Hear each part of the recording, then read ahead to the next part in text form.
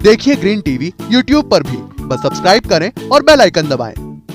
नमस्कार दोस्तों, स्वागत है आपका किसान बुलेटिन में और मैं हूं आपके साथ पारुल यादव। चलिए जल्दी से समय न गवाते हुए एक नजर डालते हैं खेती किसानी और ग्रामीण भारत से जुड़ी आज की बड़ी हेडलाइंस पर। बंजर जमीन को दिहाड़ी मजदूर ने हल चलाकर बनाया उपजाऊ, अब किसान बनकर कर रहे हैं सालाना 3 लाख रुपए की कमाई। कृषि निर्यातक टॉप 10 देशों की सूची में शामिल हुआ भारत, किसानों की मेहनत से हासिल किया 9वां स्थान। बिहार के औरंगाबाद जिले में मची दूध की लूट, टैंकर पलटने से खेतों में बहा 30,000 लीटर दूध।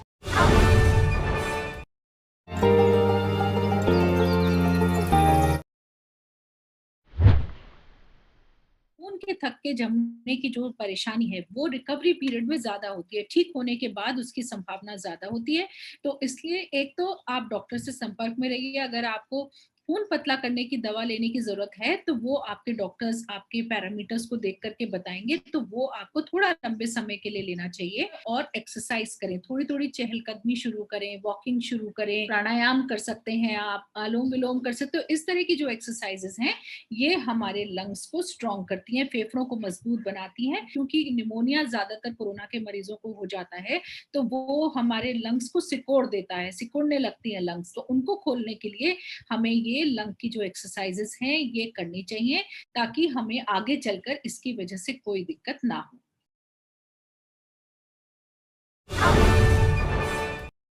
किसी ने सही ही कहा है, अगर कुछ कर दिखाने का जुनून और मेहनत से पीछे ना हटने वाला जज्बा हो तो इंसान कुछ भी कर सकता है। इस बात को सच कर दिखाया है झारखंड के धनबाद जिले के रहने वाले एक दिहाड़ी मजदूर ने, जो अब एक प्रगतिशील किसान बन चुके हैं। किसान उमा महतो पहले एक दिहाड़ी मजदूर थे, लेकिन वही मजदूरी में उन्हें इतना पैसा नहीं मिलता था कि वो अपना घर भी ठीक से चला सके। इस बीच उन्होंने एक खाली बंजर पड़ी जमीन पर खेती करने का मन बनाया, लेकिन बंजर जमीन पर अच्छी खेती कर पाना आसान बिल्कुल नहीं था। बावजूद इसके उन्होंने अपनी पत्नी की मदद से कड़ी मेहनत की और उस जमीन को समतल किया। इसके बाद जमीन की जुताई की और बाद में उस पर खेती करना शुरू कर दिया। धीरे धीरे उमा महतो ने एक बंजर पड़ी जमीन को आज के वक्त में खेती के लिए उपजाऊ जमीन में बदल दिया है, जिस पर सब्जियों की खेती करके उमा महतो और उनकी पत्नी शांति देवी दोनों सालाना 3 लाख रुपए की कमाई कर रहे हैं। उमा महतो की माने तो उन्होंने जमीन पर पारंपरिक खेती को छोड़कर ड्रिप इरिगेशन से खेती करना ज्यादा बेहतर समझा। इससे पानी की काफी बचत हुई और पौधों को भी कोई नुकसान नहीं हुआ। उनके द्वारा उगाई जाने वाली सब्जियों में भिंडी, करेला, टमाटर और तरबूज जैसे फल शामिल हैं। खास बात यह है कि एक दिहाड़ी मजदूर से सफल किसान और बंजर जमीन को उपजाऊ बनाने की चर्चा को लेकर उमा महतो फिलहाल हर जगह मशहूर हो रहे हैं।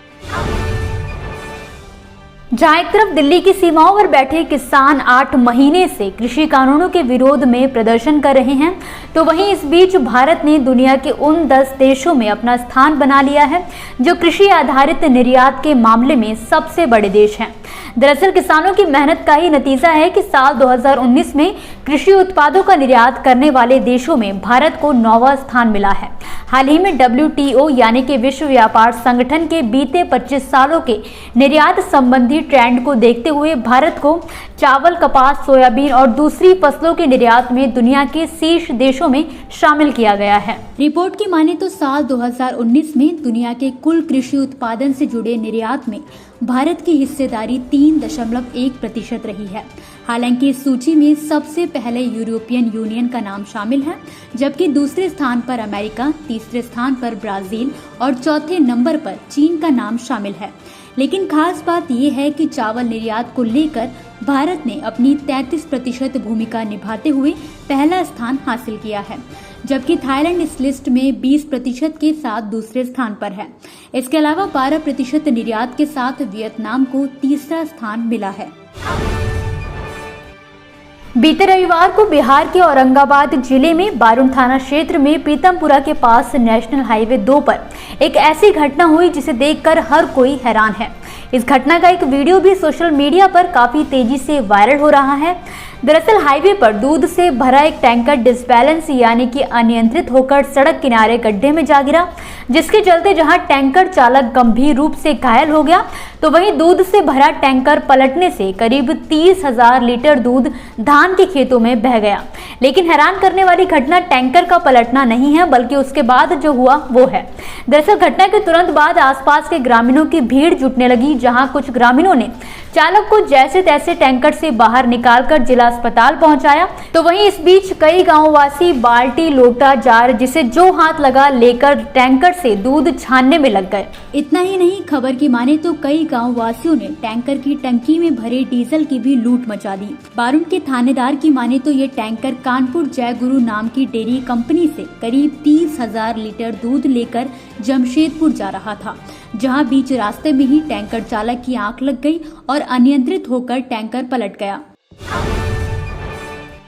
तो दोस्तों, ये थी आज के किसान बुलेटिन की कुछ ऐसी खबरें जिन्हें हमने आप तक विस्तार से पहुंचाया। लेकिन अब बारी है कृषि क्षेत्र से जुड़ी कुछ ऐसी खबरों की जिनके बारे में भी आपके पास जानकारी होना जरूरी है। तो चलिए जल्दी से एक नजर डालते हैं खेती किसानी और ग्रामीण भारत की छोटी बड़ी अपडेट्स पर। उत्तर प्रदेश का कृषि विभाग किसानों को आधुनिक उपकरण मुहैया कराने जा रहा है। दरअसल कृषि विभाग इस साल 179 किसानों को अत्याधुनिक कृषि यंत्र उपलब्ध कराएगा। इसमें 50% अनुदान विभाग किसानों को उपलब्ध कराता है। इस योजना का लाभ लेने के लिए किसानों को स्वयं कृषि विभाग के पोर्टल पर जाकर अपनी बुकिंग करानी होगी। पहले आओ पहले पाओ के आधार पर कंप्यूटर द्वारा उनका चयन किया जाता है। उड़ीसा ने पिछले 10 सालों में खारे पानी की जलीय कृषि में 747% की आश्चर्यजनक वृद्धि दर्ज की है, जिसकी वजह से राज्य की सी फूड के निर्यात क्षेत्र में भी भारी वृद्धि हुई है। एक आधिकारिक प्रेस विज्ञप्ति के अनुसार मुख्य सचिव सुरेश चंद्र महापात्रा की अध्यक्षता में लोक सेवा भवन में डिजिटल माध्यम से आयोजित हुई एक उच्च स्तरीय बैठक में ये बात सामने आई है। बैठक में जानकारी देते हुए सचिव मत्स्य एवं पशु संसाधन विकास आर रघु प्रसाद ने कहा कि लगातार इस क्षेत्र में दी जा रही लगातार सुविधा के कारण पिछले 10 सालों में इस क्षेत्र में उल्लेखनीय वृद्धि दर्ज की गई है। उत्तर प्रदेश में इफ्को के सेंधा किसान सेवा केंद्र से पिछले 3 दिनों से किसानों को यूरिया खाद नहीं मिली है। इससे किसान परेशान होकर वापस घरों को लौट गए। बीते सोमवार को तो सुबह से ही किसानों ने केंद्र पर लाइनें लगाना शुरू कर दी, लेकिन बाद में केंद्र प्रभारी ने कहा कि खाद उपलब्ध नहीं है, तो वो निराश होकर वापस अपने घर लौट गए। किसानों ने बताया कि इस समय धान, तुलसी, मिर्च की फसल के लिए यूरिया की जरूरत है। किसानों की माने तो इफ्को की रिसर्च नैनो यूरिया सेंधा किसान सेवा केंद्रों पर उपलब्ध तो है, लेकिन किसानों को प्रभारी द्वारा उपलब्ध नहीं कराया जा रहा है। तो दोस्तों, आज के किसान बुलेटिन की बड़ी खबरों में फिलहाल के लिए बस इतना ही। आप मुझे दीजिए इजाजत, कल फिर हाजिर होंगे कुछ नई और बड़ी खबरों के साथ। तब तक के लिए आप देखते रहिए ग्रीन टीवी। घर पर रहिए, स्वस्थ रहिए। नमस्कार। देखिए ग्रीन टीवी YouTube पर भी, बस सब्सक्राइब करें और बेल आइकन दबाएं।